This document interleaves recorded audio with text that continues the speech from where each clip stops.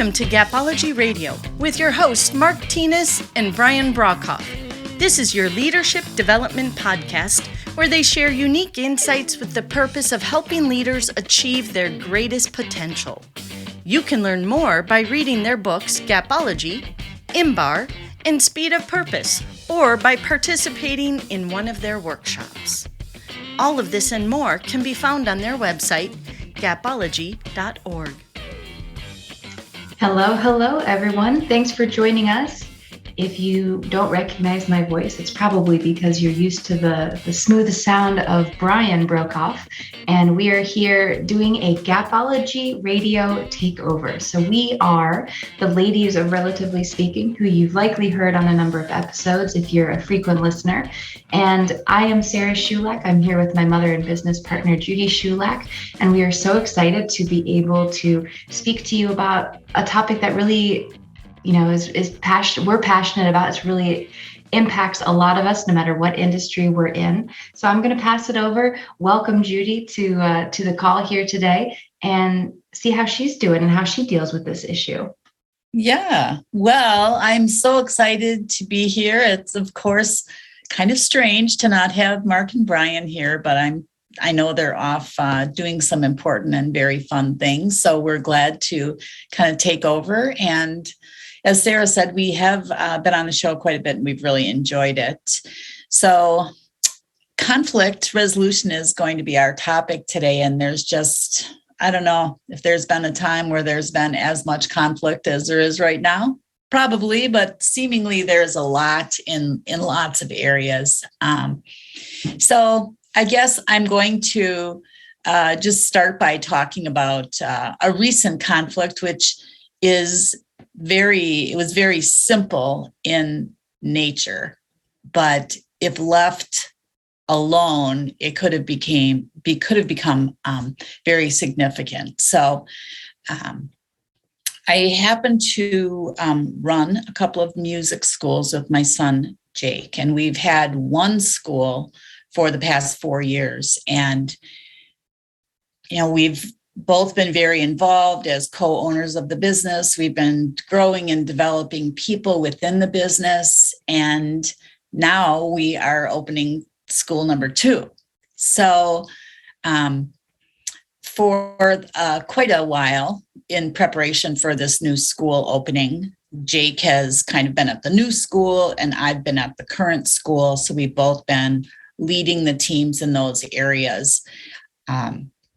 Then all of a sudden it was go time to get okay, now the new school is going to be up and running. And we were just working kind of round the clock, trying to get everything done.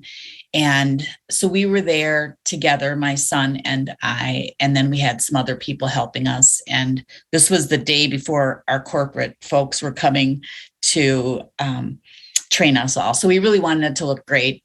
And one of our employees, Don, was there, and Jake had asked him to be setting up a drum set. And then I was realizing that there was this cleaning crew that was coming, and in order for them to do what they needed to do, I needed Don to do something. So I went to Don and said, Don, can you please move these things in the stage room so that they can be the cleaning crew can come in and do what they need to do, but these things need to be moved off the floor up onto the stage. And so he, of course, Don said yes, and he started doing that. And then in my mind, I'm thinking, I certainly just confused this person. I definitely created an importance gap because he just had been told to do one thing from one person, and now I was telling him to do something else. And maybe because I'm older or Jake's mom, he listened to me, whatever I asked him to do, but I recognized it. And I went back to Jake and said, that's the last time I'll ask Don to do something different than you've asked him to do. And then I went to Don and said, that's the last time I'll ask you to do something different than Jake. Sorry, I didn't realize that he had already had you on a task. But I think it's a simple example of a conflict resolution, but I think it's a good example of being able to kind of nip something in the bud, right? Because had I continued to do that. And we're all under pressure of something, this tight deadline. And now you have this employee who one person's telling them to do one thing and someone else is telling them to do something else. Clearly, I was creating the conflict, but I'm usually pretty good at recognizing when I do things like that. And I don't mind, addressing it and apologizing. But I think it's a good example of an importance gap when people are told to do something and then they think they're doing what's most important, but then they're given other signals per se. I think that's a good way to look at that, Judy, and to break it down and do the first step of what they teach in the Gapology book is to identify the gap. Because once you have identified which one it is, then you can take the steps that it requires to close it. But what I think a lot of people get hung up on is believing that everything is a knowledge gap. And I think that there was a great example that came out of one of our private coaching sessions that we had, where someone's boss gave the ever so eloquent exasperation that said, I gave you all the tools. Why haven't you done the thing? And I think we made the joking correlation that it's kind of like being in a Call of Duty type video game with an airdrop of supplies and then someone yelling, you have tourniquets. Why are people still bleeding out? And, there's resources and training and skills needed to complete different tasks. But just because you physically have them or you have them in your possession, that might not be the gap. And exactly like you're saying, sounds like Don could have done the moving of the things at any time. There wasn't really like a knowledge or skill gap for either his installation and assembling of the drum set or the moving of the things. They were pretty small, low entry point tasks. But the fact was, there was a priority difference. And while some people are really flexible and they're very nimble and they're probably good at switching gears and being like, okay, I'll go do this and okay, I'll go do this, that can burn out a team when they're constantly saying, well, I was told to do this. And I'm sure you have examples of that through your two schools as well. Yeah. I mean, I think you are so right in that with conflicts, it is so, it so nicely correlates with Gapology because realistically, conflicts do arise when there are knowledge gaps. People have the tendency to blame things there all the time, but when there clearly are knowledge gaps, it can create conflict. And when there's importance gaps, the example I gave, that creates conflict. And lastly, if there are action gaps, that can create a conflict as well. So I think I have so many examples right now just because of the different schools that we run. And again, sometimes they're just so simple, but we had, I think that a lot of people, myself included, can kind of improv pretty well. Like if something's got to be done, we can just, okay, let's go time. Let's make this happen. There are quite a few people who don't operate in that mode. Like they want to be completely prepared. They want to make sure that they have all their ducks in a row before they are going to go forth with their task. And an example I'll use from our mathnasium school most recently is we have a new employee. She's fabulous. I mean, I feel like she's a great example of someone we hired that I know is going to make us better. And I know she's going to push us and I know she's going to stretch us because she's a high quality person and she's going to have high expectations. So I had a situation where I was making out the schedule and I schedule teachers when I don't have all the students signed up yet, just to kind of predict. And so she was scheduled to do an online lesson and she has never done one by herself. But there was only one online student. And so I put on her schedule that she'd be doing online. I didn't tell her that she was going to do it with someone else, that she was going to be just observing, that I scheduled her as online so that she could be observing Steve's lesson. And so it's not that she was upset, but she definitely was concerned. She sent me a very lengthy message saying, I really don't feel prepared to teach this online lesson, et cetera, et cetera. And so then I walked back. And so number one, she definitely did have a knowledge gap in being able to execute this online lesson well. And again, those are things that I wish they never even surfaced in a tiny way, but they're things that we just have to catch early to be able to say, yeah, I have this potentially great employee who can stay with us for a long time, which I greatly need. But I could really jeopardize her dedication to our business if I pushed her into doing things without the appropriate knowledge. Well, and Judy, I think that's a really great point for you to bring up here too, because on a lot of the sessions, these Gapology Radio sessions we've been on with Mark and Brian, they always talk about how the obligation or the responsibility comes back to the leader, and right. that we can say, well, employee or team member, I expect you to do this. I expect you to be trained well and have an open mind and be receptive to the training. I expect you to feel invested and on this unified mission for the importance gap as well. And I have the expectation for you to take action. But if we, like you did, and it was just that little example, but you didn't set her up for success because it was just that little bit of information that says this is a shadow session. And that's all it took to not have that kind of emotional response that she maybe had where she's like, I really can't do this. And I've had some similar communications, but it just goes back to that groundwork that the leader lays to say, these are why we have these expectations, and vice versa. This is what you can expect of me.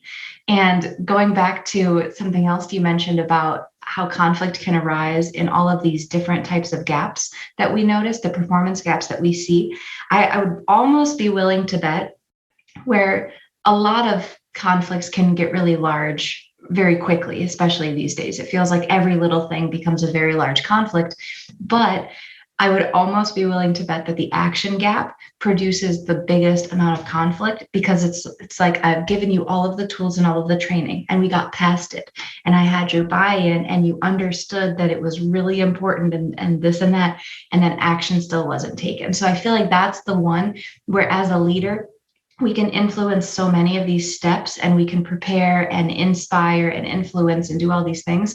But at the end of the day, we will always say, and in the book you'll read, or on the audiobook you'll hear, that it's that action step that's really up to the team members. Fortunately, or unfortunately. Yeah, I agree. And it's that action step is up to the team members. And then again, it kind of flips back to the leader to be holding them accountable then. And how is the leader going to handle when somebody does or does not? They have everything they need. They have the knowledge, they have the importance, and now they don't do it. So it is that employee who does that or takes it or doesn't take the action, but then how does the leader handle it? And I do have, I think, a pretty good example of one of these situations where we had somebody that was on the front desk at Bacharach, and honestly, she showed up and she was a very nice person, and she just did not really have common sense, and didn't, like, she'd answer the phone and they'd say, I'm online waiting for my online lesson and the person isn't showing up. And she'd say, okay, thank you. And she'd hang up, and she wouldn't go and tell a person, like, in the room, like, someone's waiting for you. Like, there was just no common sense and no addressing, no logical thought process. And she really was not, she was creating a lot of problems for the other people that worked at the front desk. And so we ended up sitting down and clarifying expectations for this employee, like what she really needed to be doing. And then when she didn't do it again, then we addressed it again. And the important part here is the person who's really the high quality front desk person, like really working hard, kicking butt and everything, she had come to me and said, I just want to thank you for addressing her behavior, because I've worked so many places where no one ever does that. And then I end up taking on all of this extra work because the other people aren't held accountable to do their jobs. So I think that's an important distinction and additional note just on the importance of the leader of making sure that they're reacting to action or inaction. Well, and bringing it back one last time, because I know for those listening, we are not your normal Gapology friends. We are the ladies of Relatively Speaking, Sarah and Judy Shoulak, bringing you a different type of topic relating to Gapology and how it really transcends industry. It doesn't matter what industry you come from, what experience level you're at, or even what level you are in your career. These tools, it's just kind of like a template that you can go by, which is really similar to our Tuck It method or model that we've been using through conflict resolution. And when we do that, the Tuck It is an acronym. So Tuck is TUCK, which stands for talk to the other person or the person you're in conflict with. Understand their point of view and where they're coming from, create a mutually beneficial situation or outcome, and then the K is keep your promises. And we always found that to be a really important element to put in there because it does bake in accountability to the situation, because usually resolving conflicts is so emotional and there's so much caught up in it that it's hard enough to even have the conversation to talk to the person, understand, and create this solution if you get that far. And then normally you just kind of say, okay, this is what we're going to do. This is the new normal, and try and establish it. But by putting that K in the acronym, it builds in the accountability and the ability for both parties to come back and say, how are we doing with this? Which is exactly what you're talking about, Judy, as the leader in the action step, to have the accountability and those expectations and the foresight really to be able to do that, to make sure that people stay on track. Yeah, I agree. I think that's I love the Tuck It method. I always have. It's just such a great way to help really think out a way to walk through this conflict resolution. And again, there are so many emotions involved with resolving conflicts, and the more you can at least map out your thoughts methodically, and again, to go back and hold yourself accountable and keep your promises. So, yeah, I think there has never been a time when we really have had so much conflict. And I think some of the examples that I gave were very simple, and talking about how to identify things that are in their infancy stages before they get really significant. But realistically, a lot of conflicts that you're going to be resolving are going to be ones that have magnified quite a bit. And so I think it really is important to be able to really walk through and identify what really is the gap. I mean, is it really knowledge? Do people know what they need to do? Or are we just like letting everything land there and not looking at ourselves as the leader? And are we really being very forthright in making sure our people know what's really most important and why?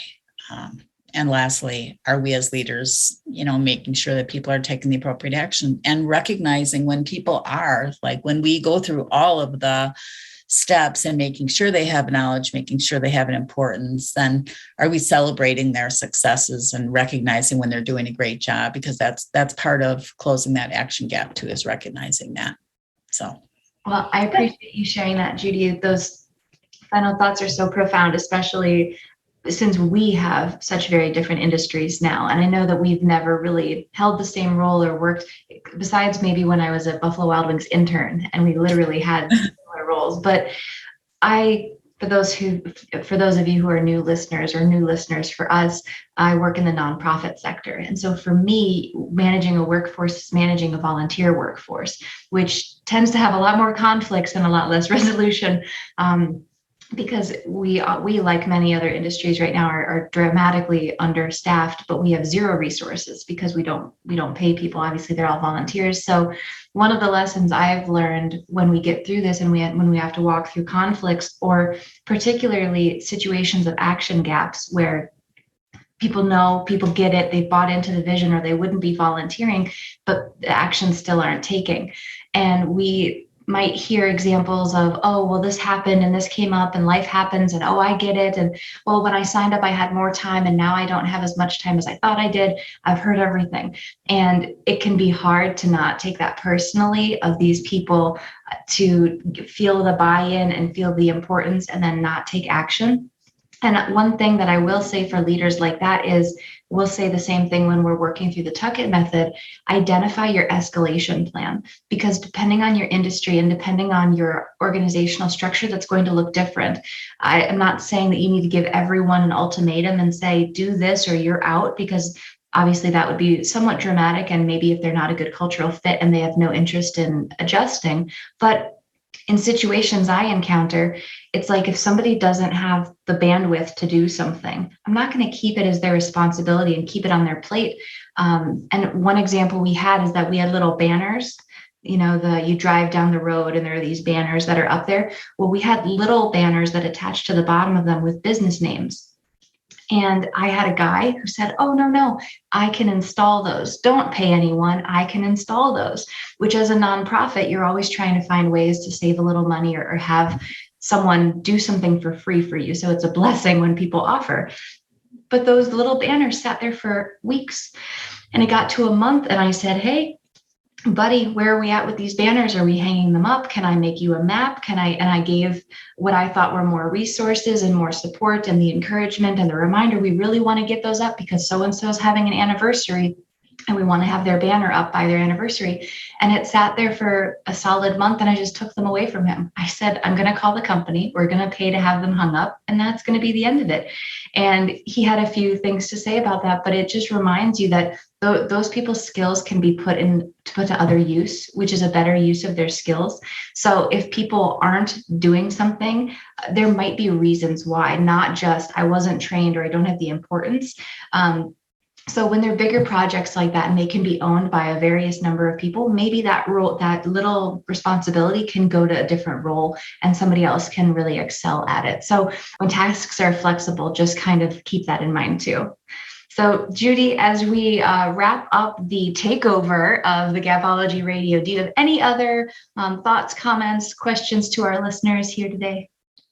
No, I just would like to thank you, Sarah, for being my partner this morning on this show. And I really appreciate Brian and Mark entrusting us with taking over their show for today. It's always been great to chat about conflicts and how we can resolve them, especially through applying them through the lens of Gapology. So I hope everyone has a great day and thank you. We'll see you again. Awesome. And if you want to get your own copy of the Gapology book, you can go to gapology.org. You can also find the Gapology Radio podcast anywhere where you get your podcasts. And if online video virtual learning is better for you, you can either listen to Gapology book on Audible or Udemy. So those are all fantastic resources. And once again, we appreciate Mark and Brian for letting us do this takeover, and don't get too comfortable because we will definitely see you again. Bye. Bye. This has been a Gapology production. Visit us at gapology.org.